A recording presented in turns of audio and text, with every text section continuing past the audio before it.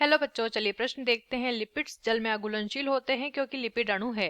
Hydrophilic जल स्नेही, hydrophobic जल विरोधी, उदासीन ज्विटर आयन।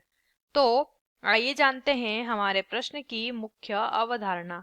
हमारे प्रश्न की मुख्य अवधारणा संबंधित है यहाँ पर लिपिड से। लिपिड लिपिड जिसे हम वसा के नाम से भी जानते हैं। लिपिड या वसा जो होती है हमारी, ठीक है, ये ऐसे अणु होते हैं, ये ऐसे अणु होते हैं, जैविक अणु इन्हें कहते हैं, जिनके सिरे जो होते हैं ये अध्रुवीय होते हैं। कैसे होते हैं? अध्रुवीय सिरे इनके रहते हैं। अध्रुवीय सिरे रहने की वजह से ये कैसे हो जाते हैं? इन पर कोई आवेश नहीं होता है, इन पर कोई आवेश नहीं पाया जाता है इनके सिरों पर।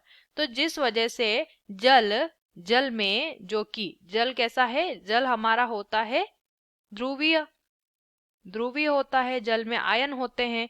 तो यहाँ पर जल में वसा घुल नहीं पाती है इसके अध्रुवीय प्रकृति की वजह से।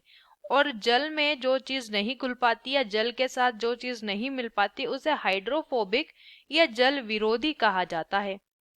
ठीक है, यानी कि वो जल से दूर भागती है, इसी को क्या कहते हैं? जल विरोधी कहते हैं या हाइड्रोफोबिक।